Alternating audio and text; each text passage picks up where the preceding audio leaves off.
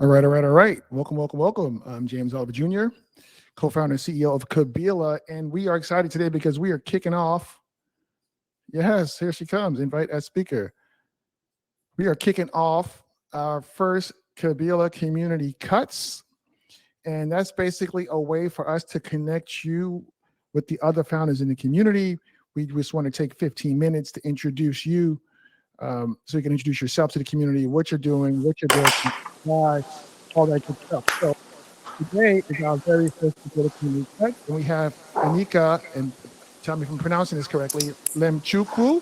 Wow, you did a great job. Yeah. Yeah? Yeah. A lot I of people are figured, like, how do you say Lemchuku? I That's figured the it. M is silent. I mean, Yeah. it's It got to be silent. Otherwise, there'd be no way to pronounce it. Yeah, there'll be Yeah. no way. Right. So Anike is the founder of Lapapoe Special Needs. And so, look, we just welcome Anike. We're so excited you're here. We're delighted that you are in our Kabila community. And so we want to ask you just a couple of quick questions so you could introduce yourself to the community and beyond this, because we're going to be sharing this on social media. So tell us your founder origin story. Like, Anike, like, what inspired you to do this? Yeah. Whenever I get that question, I always say, like, do you want like the creepy answer or do you want like the real answer? No, we want the real answer. We don't. I mean, Why are you doing this?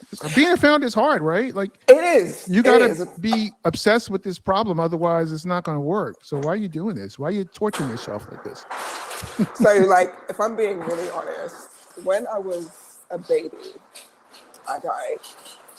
You died? And yeah, I died when I was a baby. When my mom tells me the story all the time, she's like, "Oh, well, she also passed away last year." But she was I'm like, so "Oh, when you're a sorry. baby, it's okay. It's one of those things."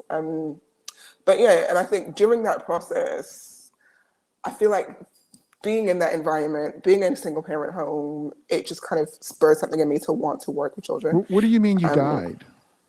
so I had something called interception, and my intestines like twisted and I just stopped breathing. And then they called the coroners, and my mom was like, "You're not taking my baby. She's not done." She like started praying and all of this stuff. Um, and then I was like, "Well, I guess I'm coming back," and I came back. Wow. Yeah, and then I like continued to have like different healthcare conditions and things. I had surgeries and all these different a range of different things.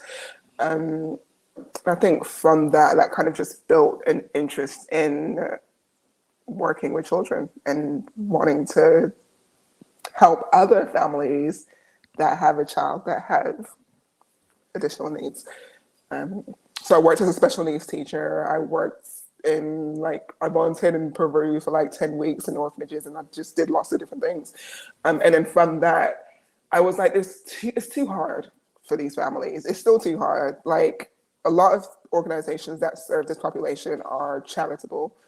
There's very little that is, if you think about like a big company that's out there, that's a name company that's serving special needs families and children.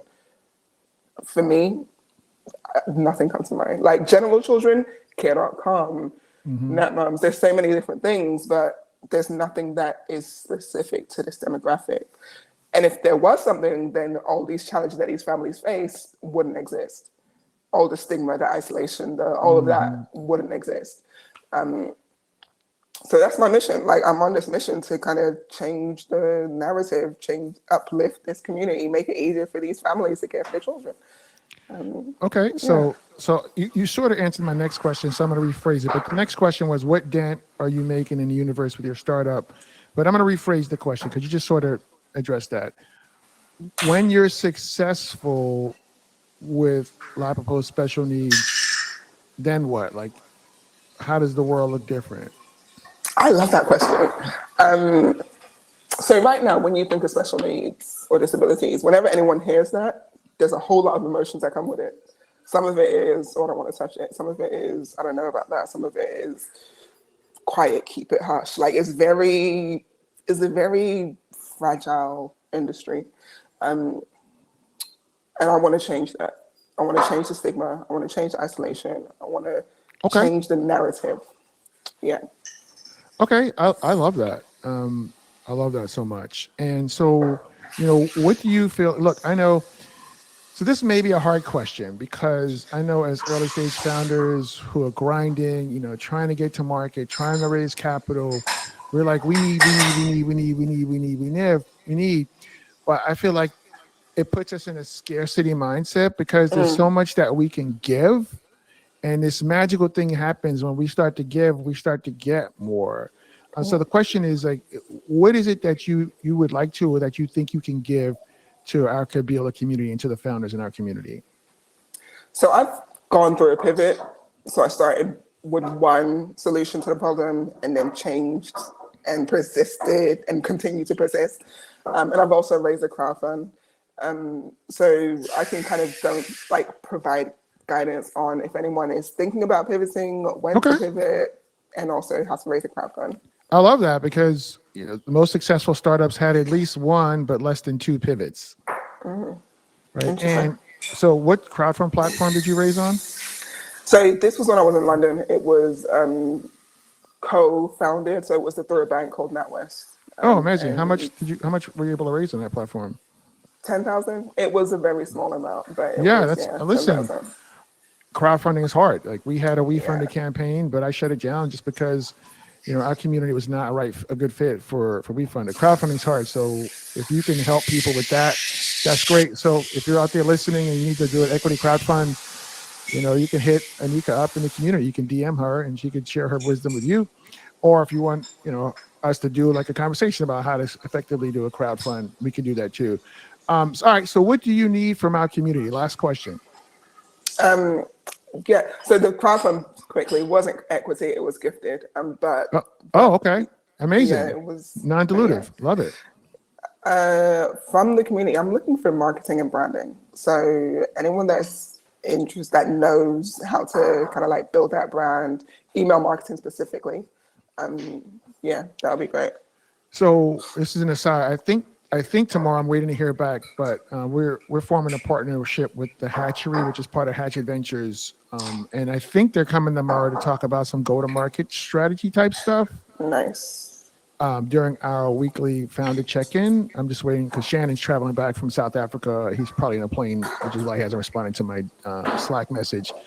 But so that might be a solution for you. But I don't want to get into the weeds with that. So, all right. So this is great. I think we're going to wrap here. Just real quick, in and out. Your founder origin story is super compelling, Anike. I love the dent you want to make in the universe with this. You want to eliminate the stigma of special needs children. That's so important. And, the fact that you're willing to give back to the community, help people with pivots and crowdfunding, that's amazing. And you need help with branding and email marketing. So hopefully somebody sees this, or you could come through tomorrow if Shannon's able to come through and get some questions answered about that. So that's it. We're done. We're out of here. Next week, you'll see you next week. We haven't decided who's going to be for next week, but we're going to do this every week, y'all. Let's connect and let's grow together. All right. Sounds good. See you later. Bye.